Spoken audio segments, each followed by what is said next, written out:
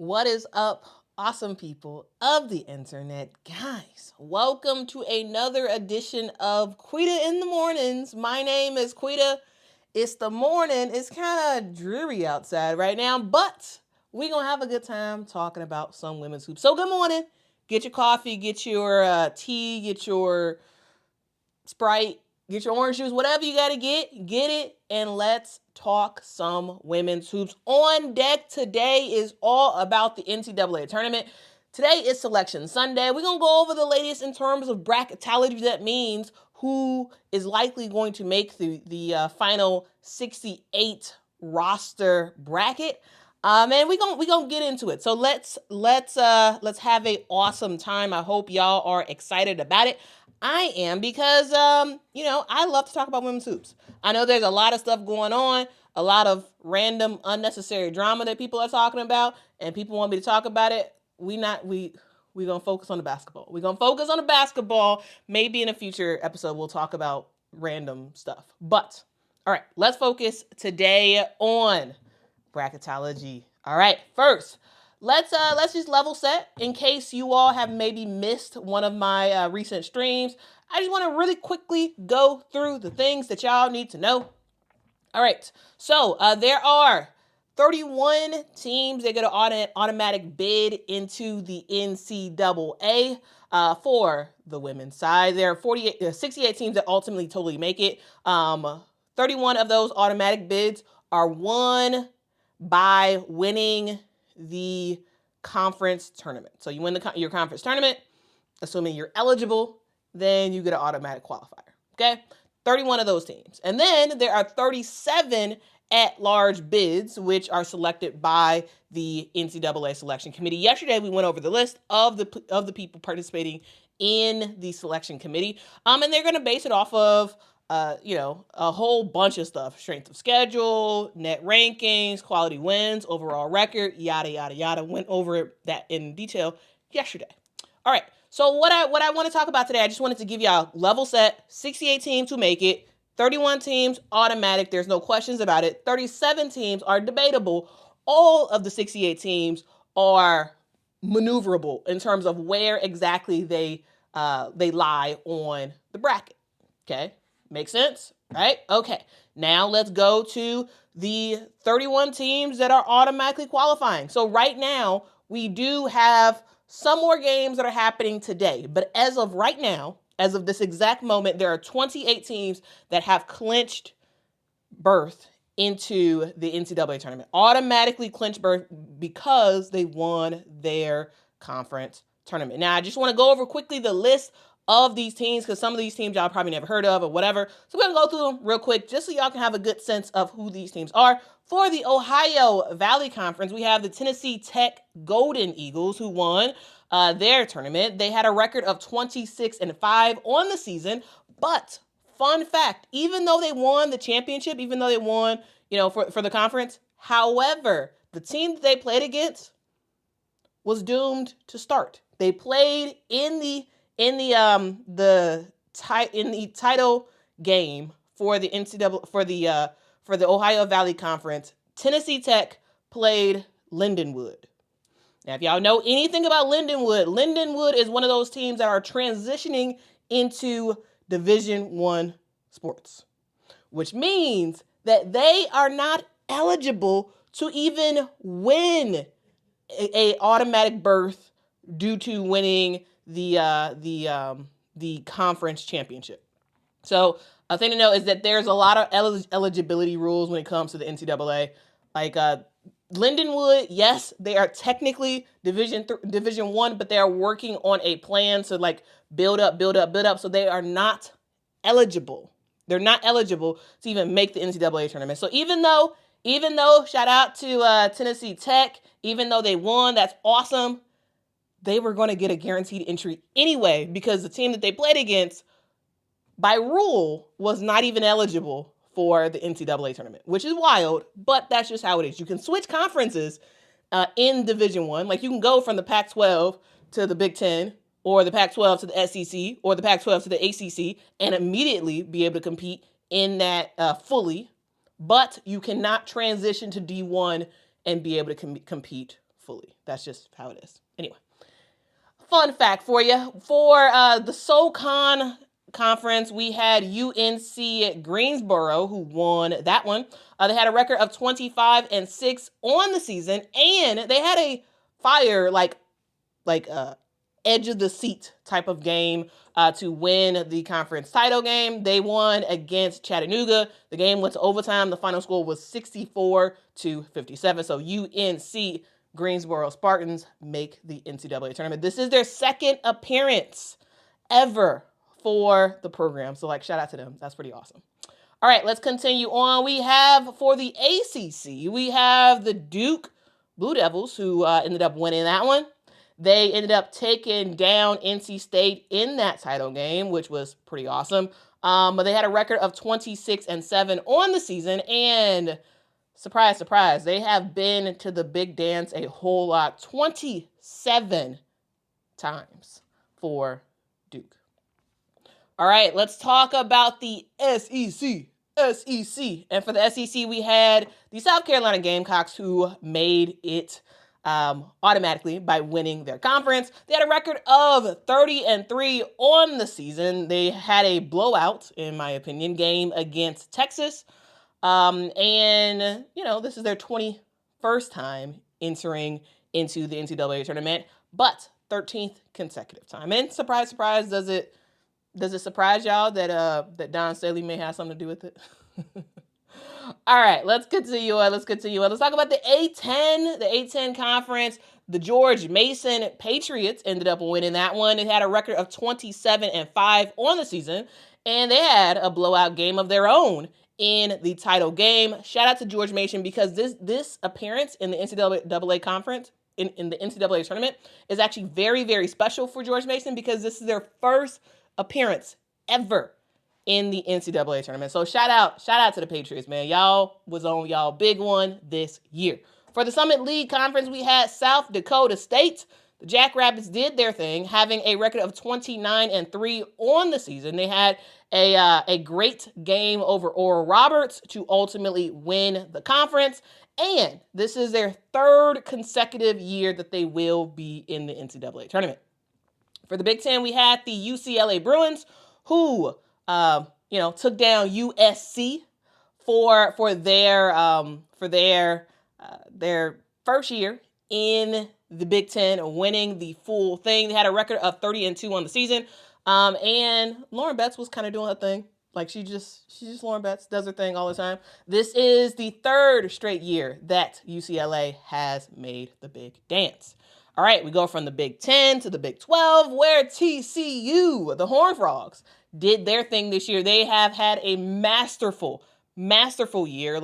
Truly, talk about a turnaround. I'm just saying. Mark Campbell, genius. Okay, anyway. TCU had a record of 31-3 on the season, and they won their title game against Baylor, 64-59. Haley Van Lith, Sedona Prince, they've been doing their thing all year long. This is the first time that TCU is back in the NCAA tournament since 2010.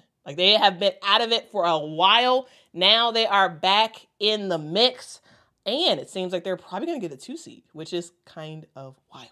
All right, next up, let's talk about the Big South. The Big South Conference was won by the High Point Panthers. Shout out to High Point. They had a record of 21-11 on the season. And this is their second time going to the NCAA tournament. So, yeah, shout out to y'all, man. Shout out to y'all. For the Sun Belt Conference, we had the Arkansas State Red Wolves. That's a very fun name. I love that name for Arkansas. But Arkansas State ended up winning the Sun Belt Conference. They had a record of 21-10 on the season. This is their first appearance in the NCAA tournament. Yes. Thank you so much, Emmanuel. Emmanuel is giving some clarity to folks in the chat, saying Quita is listing who won their tournaments and is getting an automatic spot. LSU will be in, but they didn't win their conference tournament, so they have to wait to see their place in the bracket. Yes. That is exactly what I'm doing. Thank you so much, Emmanuel, for giving some clarity to the folks in the chat. Yes, here's the thing. The reason why I'm doing this is because there's so many teams that y'all have never heard of. There's so many teams that, like, to be honest with you, I didn't really follow that much during the regular season. And this is an opportunity to really give every single team their flowers. There's so many times we focus all on one or two conferences. That's it. That's all we focus on. We only care about one or two conferences, or maybe three or four, and that's it. But there are 68 teams who make it into NCAA tournament, and I am of the belief that they should get their flowers. They should. We should talk about it. So while I was like, you know what, we're doing this daily show, I gotta give y'all some details, right? Not just about the teams y'all know, not just about the teams y'all care about, but the teams that y'all should know, because there's way more than just 7 teams in the NCAA. So just saying. That is the reason for this, but I'm trying to quickly go through it because I know that some of y'all are like, I don't care, move on to something else. So I'm gonna try to go as quickly as I can. Anyway, next up, let's go to the Big East Conference, which, surprise, of course, it was won by UConn. The UConn Huskies did their big one again in the Big East because not crazy amount of competition.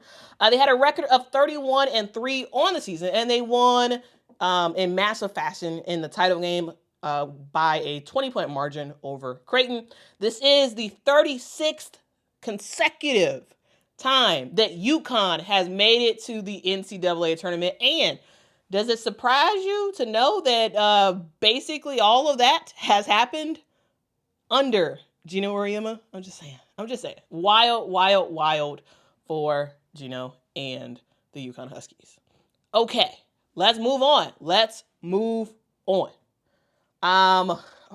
talk about the Horizon Conference, where Green Bay ended up winning their conference in a pretty close game over Purdue Fort Worth. Green Bay had a record of 29-5 on the season, and this is their 20th time going to the NCAA tournament and second in a row. So, like, shout out to Green Bay, y'all. Y'all doing y'all thing. Y'all are doing y'all thing. Kentucky Rick, there's a lot of teams. Kentucky Rick says there are 362 teams in the NCAA, impossible to keep up with them all. Facts. It's very hard, and which is why I am here to kind of inform y'all and inform me, because to be honest with you, I also can't keep up with all that as well. So, you know, we're all in this jungle together. Anyway, let's keep going. Let's talk about the WCC, the West Coast Conference, who saw Oregon State in their first year in the conference win the whole thing. They had a record of 19-15 on the season, so not that great of a record. However, I did a separate video around just their storybook March so far and how they have kind of upset some folks to actually win the West Coast Conference. Again, shout out to Oregon State for doing that. They had a 2 huge games to ultimately make their way to the NCAA tournament, again, for the second time in a row. And so 14th time overall for Oregon State. Next up, let's talk about the Big Sky. The Big Sky was won by Montana State. Y'all, what is Montana known for? Bobcats. So their mascot name is the Montana State Bobcats. They had a record of 30-3 on the season, and they had a very, very, very close game against Montana for the championship. So in-state rivals going head-to-head against each other, and Montana State barely eked out that victory, 58-57 over Montana, and this is their 4th ever appearance in the NCAA tournament. So again, shout out to the Bobcats for doing y'all big one. Next up, let's talk about the AAC, not the ACC, the AAC. that was won by South Florida.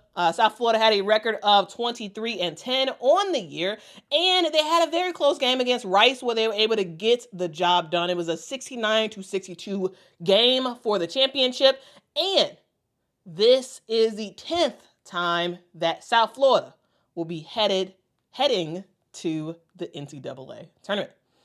All right, now finally, let's talk about the last team that is confirmed as of right now, and that is Montana State.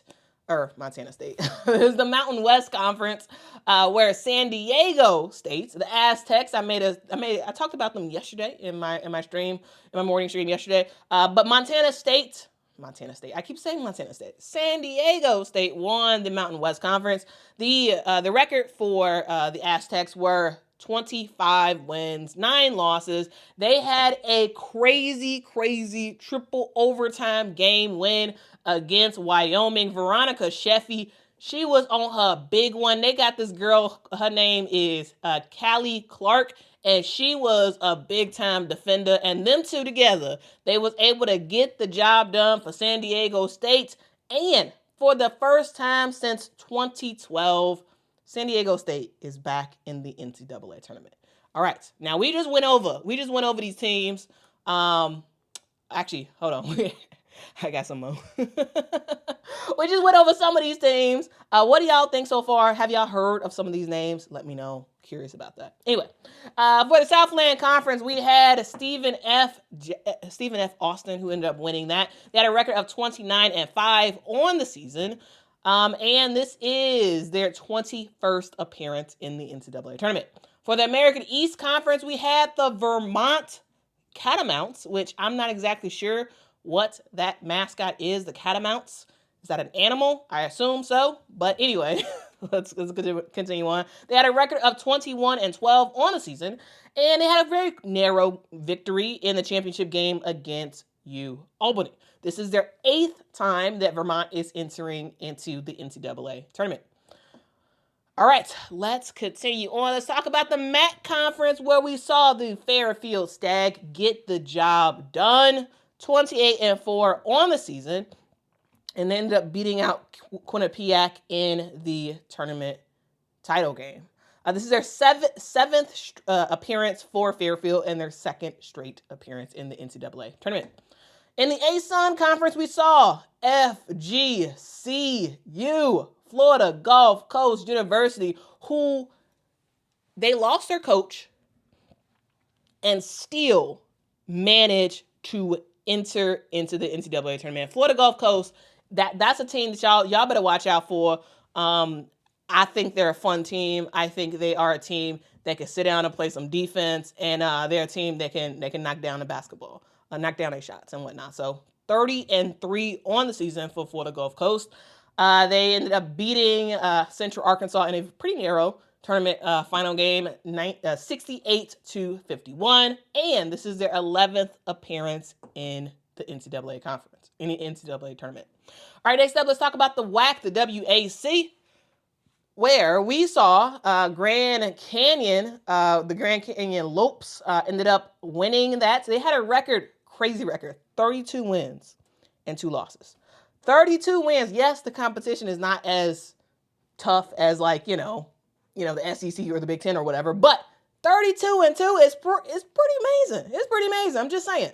They narrowly beat UT Arlington for the title game, and for the first time ever, Grand Canyon is entering into the NCAA tournament. You got to celebrate the first timers. And then, of course, you got for the MEAC, Norfolk State, because surprise, of course, is Norfolk State, because they got Diamond Johnson and the other teams don't. So anyway, they were 30-4 on the season, and they ended up beating Howard in the title game. This is the 4th time that Norfolk State is in the NCAA tournament. For the CUSA Conference, we got the Liberty Flames, who got the job done, going 26-6 on the season. Ended up making it to the NCAA tournament for the 18th time in school history, the first time since 2018.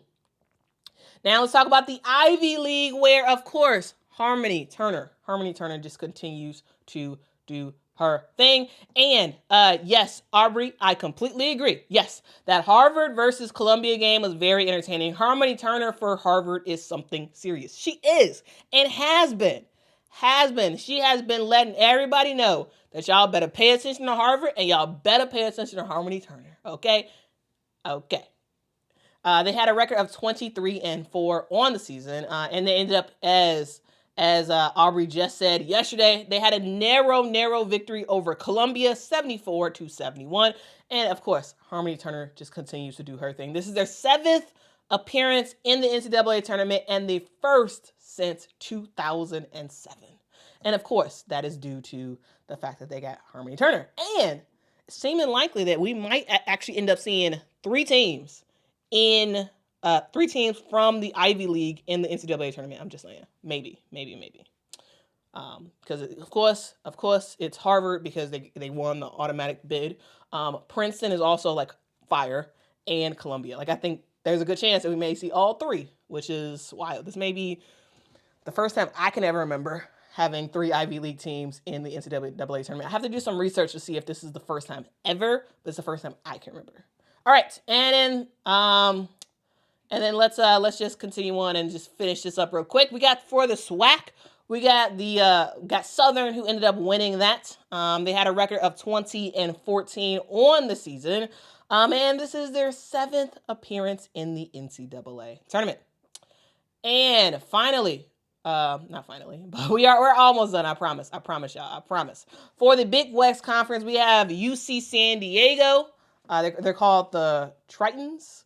They had a record of 20-15 on the season, and then it ended up beating UC Davis in the title game. And for their first time ever, UC San Diego Tritons are in the NCAA tournament. Yeah, I just love to talk about the first timers because I think it's just really fun. Like, can you imagine being the first in school history to accomplish something like that?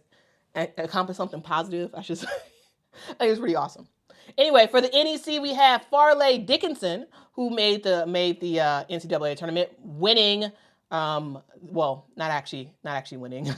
I don't think the game has actually happened yet, but it doesn't actually matter when the game. I believe the game is actually today, where they end up facing Stonehill for the conference championship. However, regardless of the result, we will see Farley Dickinson in the NCAA tournament because, like I said earlier about another team, Stonehill is ineligible for the NCAA tournament because they are one of those teams that are like just getting into Division I, and so you have regulations and whatnot, and they are not eligible. Even though Stonehill was a very good team this year, they are not eligible to actually make the NCAA tournament, which kind of sucks, guys. I'm just saying, it kind of sucks. Like, can you imagine? Like, you're really, really good. You may be winning the conference tournament, but it doesn't matter, right? It doesn't matter. It's kind of wild. It is kind of wild. Now, let's talk about the thing that y'all are here for, the actual bracketology of it all.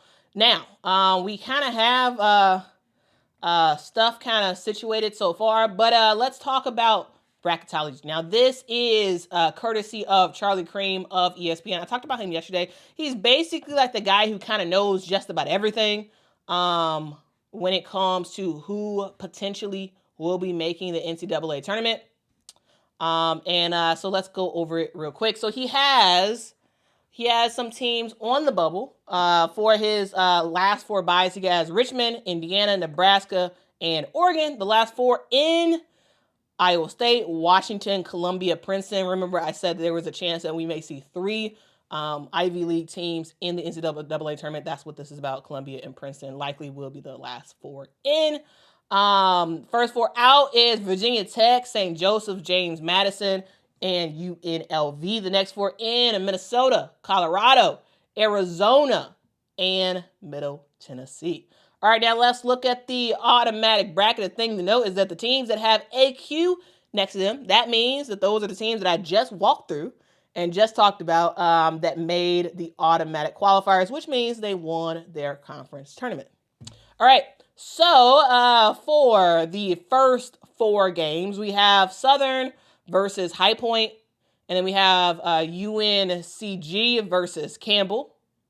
And then we also have Iowa State versus Columbia and Washington versus Princeton. Nah, Iowa State, y'all better not get got. I'm just saying, y'all bet not get got against Columbia, because Columbia gonna come for y'all. They're gonna come for y'all. All right, let's go to the Region 1 for Birmingham. The Birmingham Region 1. We have the overall number 1 seed in South Carolina, either taking on the winner of Southern or the winner of High Point, which is why it's very, very important to be a number 1 seed, because you get to play the worst team. You get to play the worst team. It's like, it's great. You can play them. You get an easy win. No worries at all. And also remember that, guys, that South Carolina is playing at home. And then we also have South Dakota State versus Georgia Tech as well. In the Columbus games, we have Alabama versus Ball State, and we have Ohio State versus Green Bay. Again, the reason why the game is in Columbus is because Ohio State is a high seed. And it helps to be a high seed because you get to play the first 2 games at home. That's why your record actually matters during the regular season, because you want to play at home. And Durham, we're going to have Iowa versus George Mason and Duke versus Arkansas State. Again, the reason why it's in Durham is because of Duke. They're number 3 seed. And then in Fort Worth, because of TCU, we have Vandy versus Indiana and TCU versus Stephen F. Austin. In the Region 4 bracket for Birmingham, we have Texas versus either UNCG or Campbell. Then we have Illinois versus Richmond. Again, those games are in Austin because, surprise, surprise, Texas is the number 1 seed, and they do get those games at home, those first 2 games at home. In Chapel Hill, we'll have Maryland versus Fairfield and North Carolina versus Norfolk State. All right. I'm glued on this game because I just would love an opportunity to see a potential of a HBCU take down a big school. Like, I would love to see it. It's gonna be almost impossible for Norfolk State to do it, but hey, y'all could try. Y'all could try y'all best. I'm rooting for y'all because, again, I like the underdogs. Other than that, I don't care who wins, but I want the underdog to win. I want the underdog to have a chance. All right. And in Lexington, courtesy of Kentucky, we have West Virginia versus either Iowa State or Columbia. And West Virginia better watch out, because actually, this could be a really good matchup. I'm just saying. We have Kentucky versus Liberty as well. And then in stores, because of surprise, surprise, UConn, we have Louisville versus Oregon and UConn versus Vermont. Remember, the teams that are hosting the first 2 games are at the host site. So once the games in stores, those not only are those first games in stores, the first round, it's the second round in stores as well. So you get the gist.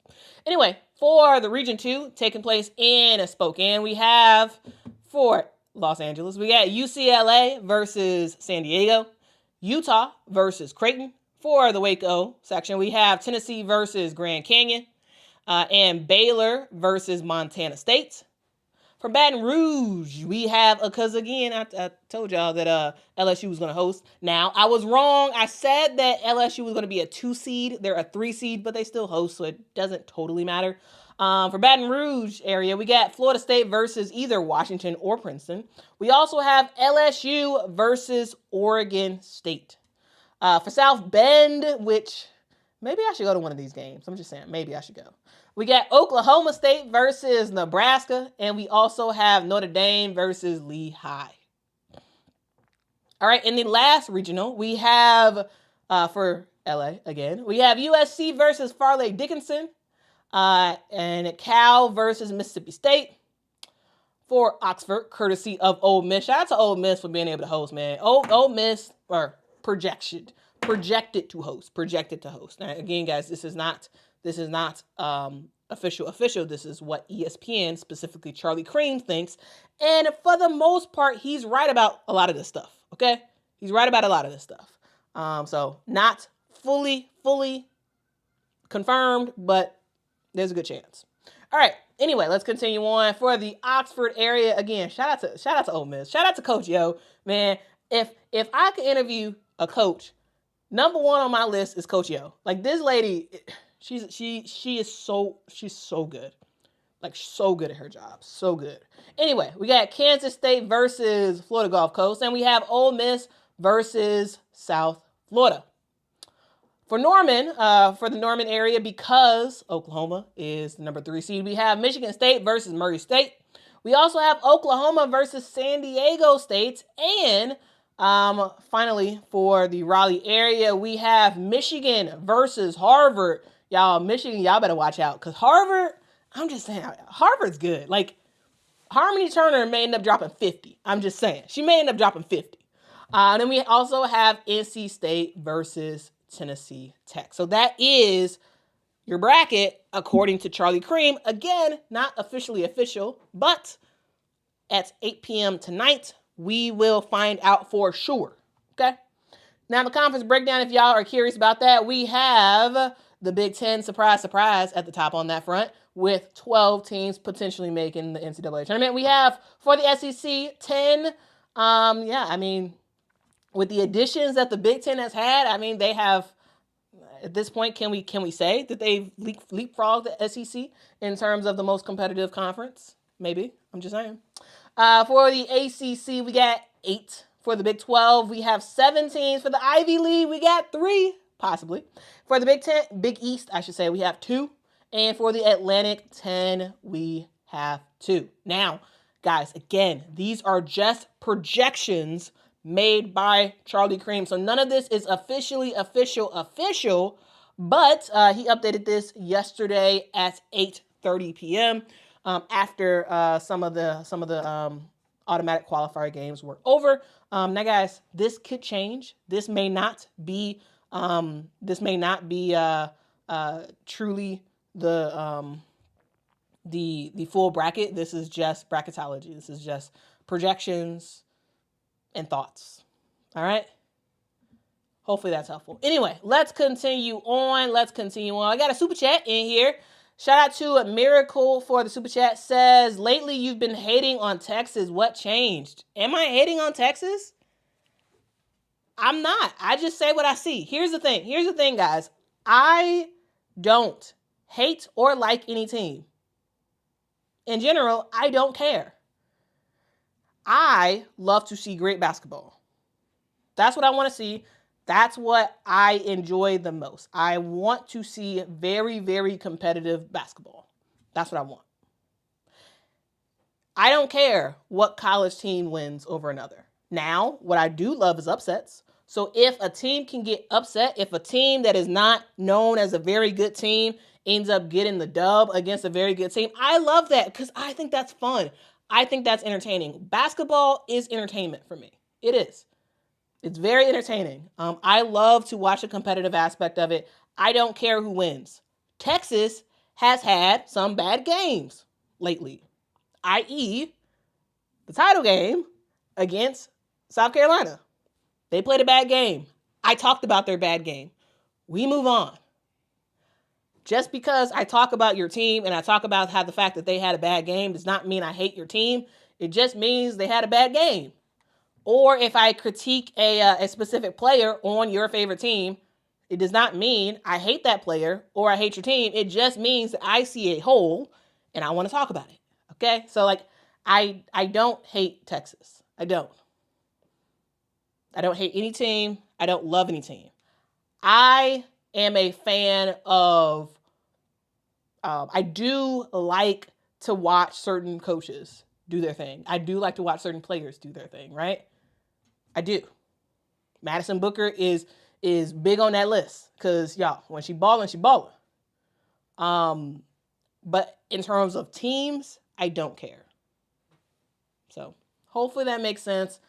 Maybe it doesn't. This is one of those things where, like, truly, I only care about the Chicago Sky. That's a team that I want to win every game. I want them to dominate every game. I don't want them to lose. Everybody else in women's basketball, I don't really care. Though, Team Rose, I do really like Team Rose and our rival. So, like, maybe if I have to pick another team that I'm, like, really rooting for, yeah, if Chicago Sky first, and then, okay, I'm going to say Team Rose second in there. But everybody else, I don't care. I literally say what I see, and every single thing that I say, I mean. Like, I'm not one of those people who just come on and just bloviate and say random stuff and go wherever the wind is going in terms of what people think or whatever. Like, I say what I think. And if you don't like it, I'm sorry, but it's my honest opinion. It is my honest opinion. Okay? Okay. Shree says, I definitely appreciate you being unbiased overall, Quita. I love to watch a good game, and Texas honestly folds under pressure at times. They do. They do fold under pressure at times. They do. But appreciate your support.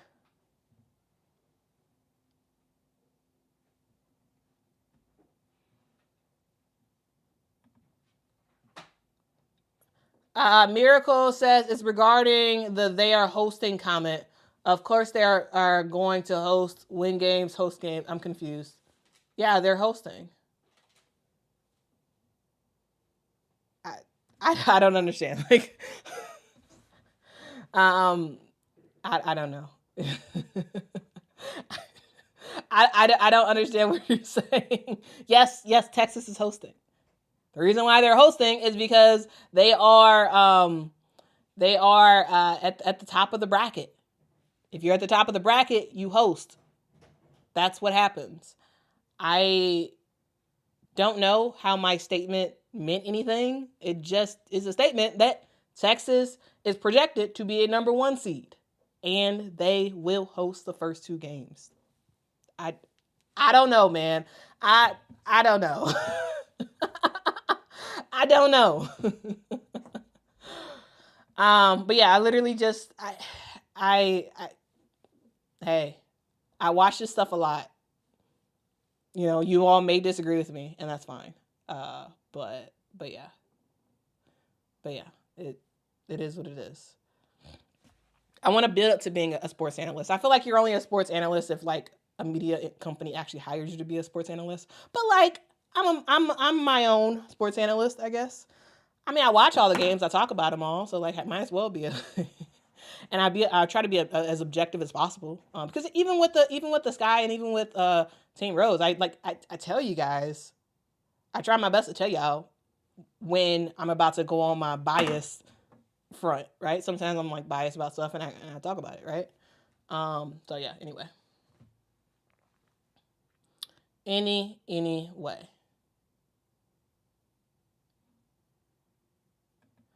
Sierra says, everyone here has different faves, and it's one of my favorite parts about this community. Yeah, like, we're a diverse group. We're a diverse group of people who just, because some of y'all are big South Carolina fans, some of y'all are big Iowa fans, some of y'all are big Notre Dame fans, UConn, like LSU, y'all run the gamut in terms of y'all fandom, and I love it. I love it.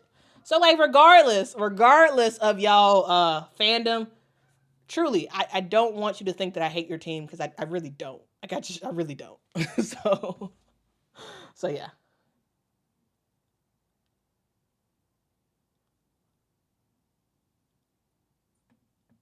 USC is going to make it. They did not win the automatic qualifiers, which is different.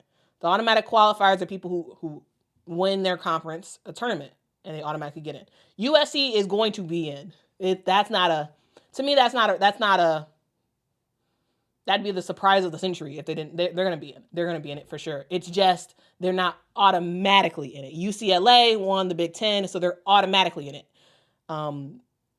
USC is going to be in it. Yes, for sure.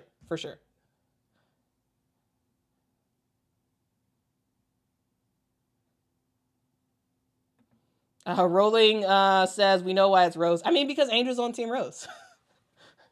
Duh. Here's the thing. Like, I stand 10 toes down with the Chicago Sky. Even when we're not very good, I'm still going to rock with the team. And because when Unrivaled started, Angel was the only Sky player in Unrivaled, I was like, okay, we're rocking with Team Rose. Now, since then, we saw Courtney Vandersloot sign with the Chicago Sky, and so like, that was something I was paying attention to as well because she's in Unrivaled. And then we saw Ariel Atkins, who had just signed with the Chicago Sky, who was temporarily with Team Rose for a while. Like, that's why. Yes, the reason why I am a fan of Team Rose is because because Angel Reese is on Rose, and because I want everybody on the Chicago Sky to be successful, I therefore want Angel Reese to kill in Unrivaled, because her doing that is going to improve her game. So that way, when the season starts for the WNBA, she's going to be balling for the Sky. Though she's out, she's not going to be playing in the Unrivaled playoffs because she hurt her wrist. Okay.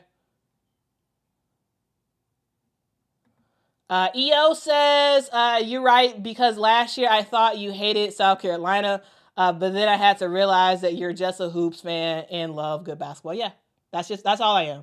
I'm a hoop fan. I love some basketball, and that's how we rock, man. Like, sometimes I say something good about y'all favorite team, sometimes I don't. Either way, the thing you can always book is that what I say, you can book it that I actually believe it. I actually 100% believe everything I say. And you can't say that about everybody. Because sometimes people just be talking, they don't be knowing, and they just be talking. But even if y'all disagree with me, at least I hope that y'all actually believe that I have good intentions, because I actually do. Like, the whole purpose of this is to grow the game of women's basketball. It's not a money game. Do I hope to make some money? Sure, I hope so.